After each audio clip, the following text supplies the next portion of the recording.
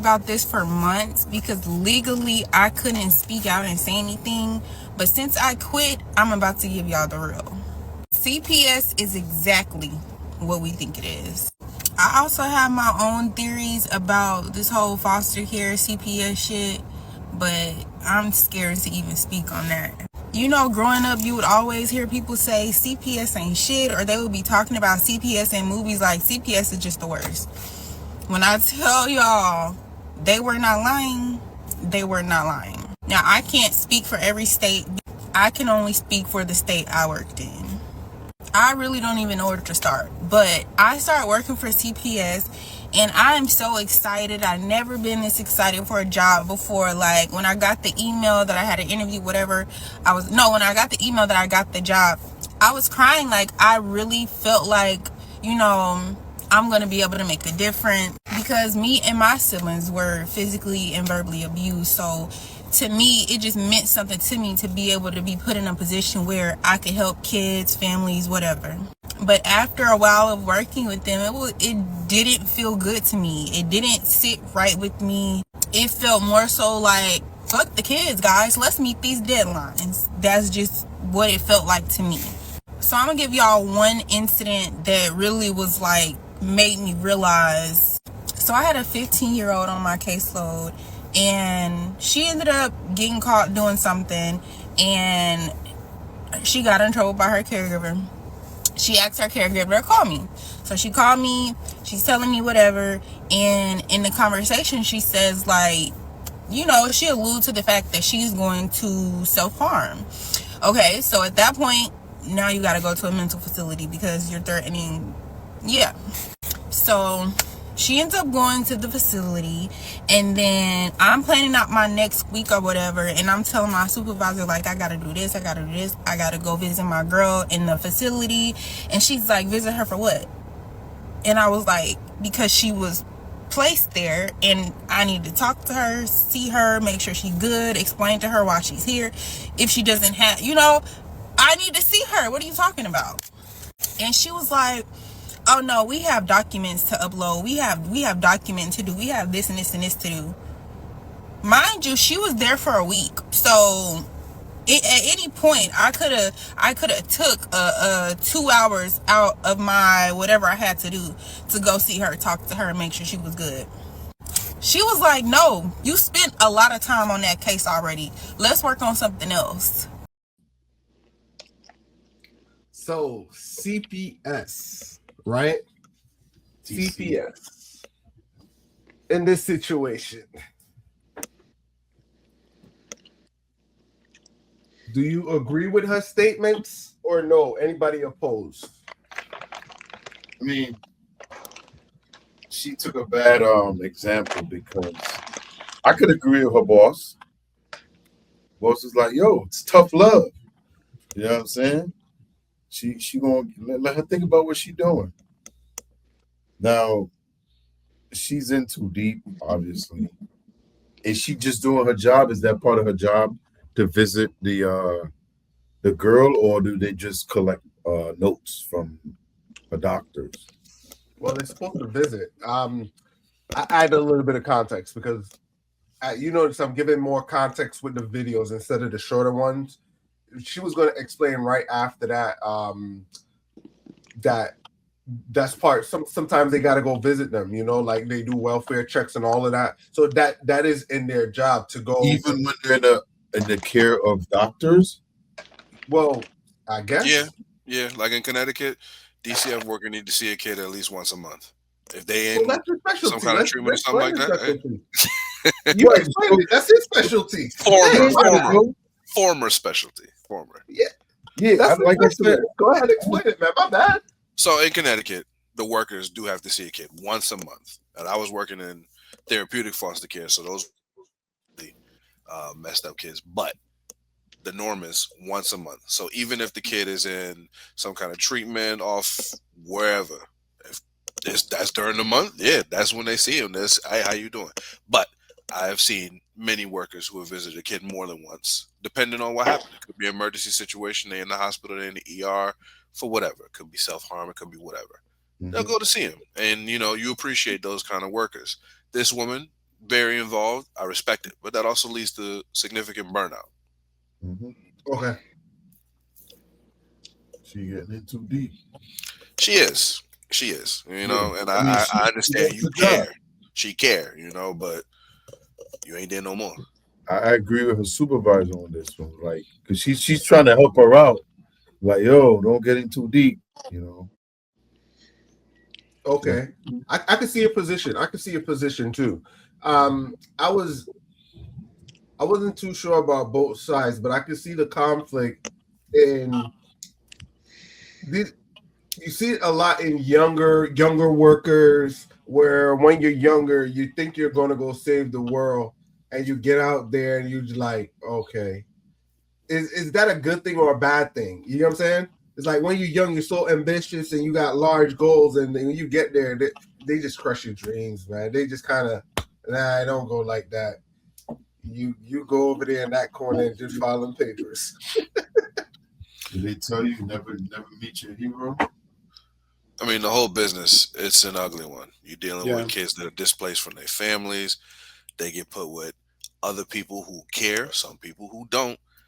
Yep. And those interactions can only make a kid spiral downhill. Mm-hmm. I've only had a few successes when I was doing that. And it's sad, but that is the nature of the business. Mm-hmm. What would you say are some of the things that would make the process better in your instance? I mean, it's a lot of things. It could be little things that can become big things. A prime example, you getting removed from your parents' house, like, you shouldn't have to carry all your stuff in a black garbage bag. And that was the norm for a lot of kids. And I know there's some programs that actually was like donating luggage so that these kids will have some kind of dignity when they leave it. But a lot of the time, bro, it's that black Yo, it's true. trash It's bag you true. see in the movies. It's crazy. Yeah. You feel worthless holding your stuff to a stranger's house. All right, boom, I'm your problem now.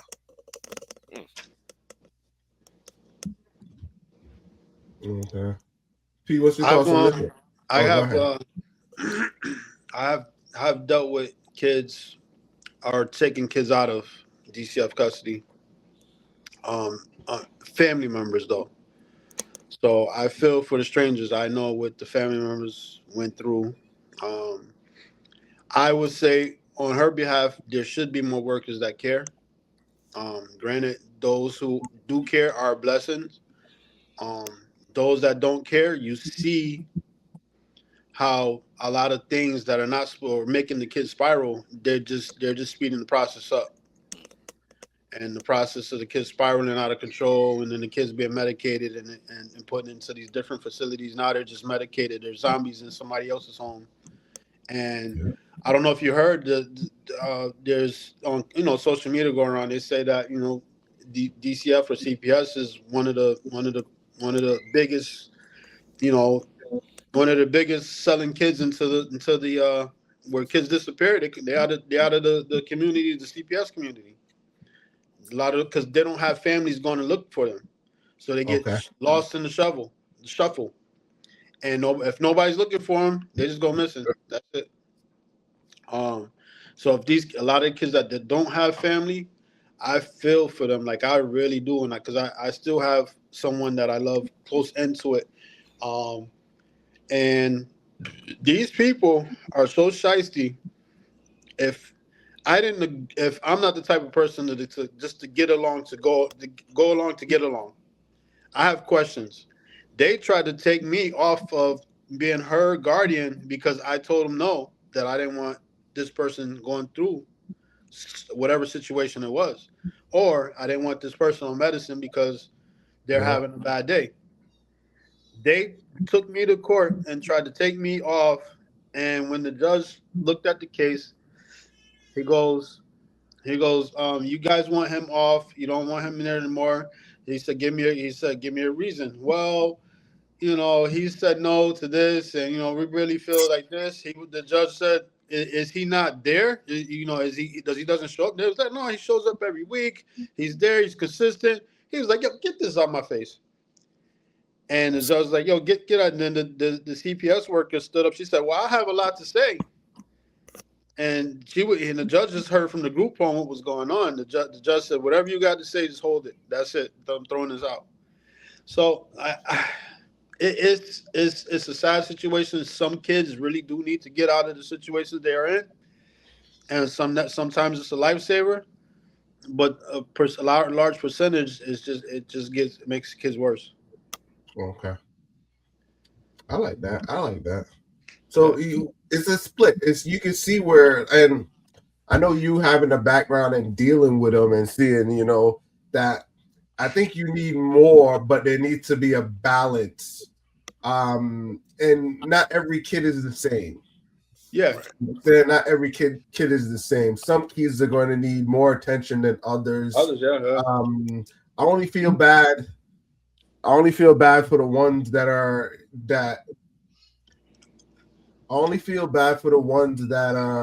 they're not equipped for the world yet.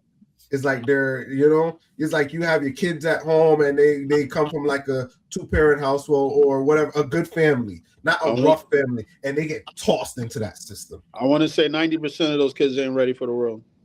Yeah, and you're right. I was talking about like the I don't want to call them bad, but the ones that don't know the street from the ones that are just home playing video games to the ones that are out there, stick them up. I mean, if you got parents if the parents don't got rules and regulations, if you came up in a household where the parents are on drugs and you're just left there to defend yourself, and you find somebody offer you a pack and be like, all right, come out the house, let's get some money. Don't stay in the house where your mom is smoking and there's a bunch of dudes there. That's an opportunity. Yes.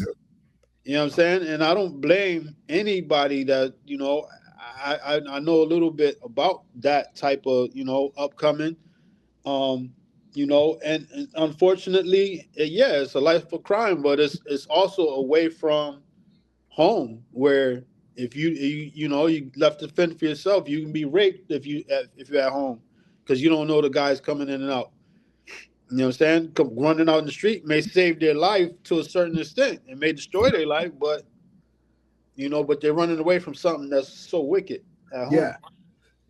I think we could all testify, like growing up in inner city, like now that I got a family and I'm out here, it's like, I see life way different. But when I was younger, we were out there running to the park. Yeah. And I'm looking at some of these kids. Different times. I'm looking at some of these kids, it's like they stay in the house. I used to walk for miles. When I was a young kid, man, I walked for miles.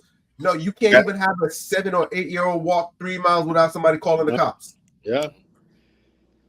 Yo, I remember when punishment was you can't go outside. On a Saturday morning when everybody meeting at the park, play football or something, you can't go outside. Grandma, you hoping you get a whoop ass. Yeah. You hoping. I take one of those. No, you ain't going outside. Yeah. Man. These kids, that's you telling them what they do anyway. If you tell them you can't go outside, hey, all right, that's nothing. They be in their phone, locked on their phone, locked in their room. They come out to get something to eat, go right back up in there. Hey, hopefully the Connecticut government change that and change the algorithms in Connecticut so our kids would stay off the phones. It starts at home with whoever's in charge, man. It starts at an early age. These parents give the tablet to raise the kids. They give. Yeah, I'm a witness to that. Constantly is on it, like all the time. All the time. And they don't ever learn nothing. They'll never do nothing. Well, the thing is about that. These kids are much smarter when they're on the tablet, and they're much more smarter. They learn.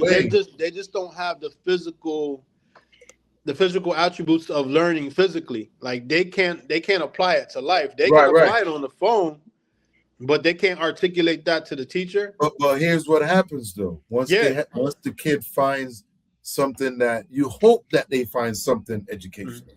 Yeah. But normally that ain't gonna happen because if she just got dudes coming in and out of the room while the kid got the tablet, what is he watching? What is she looking at? Yeah, it all starts at home. Yeah, but I'm saying some kids that like I have a grandson. He gravitates. He don't speak, but he gravitates to math. A lot of educational stuff. ABCs.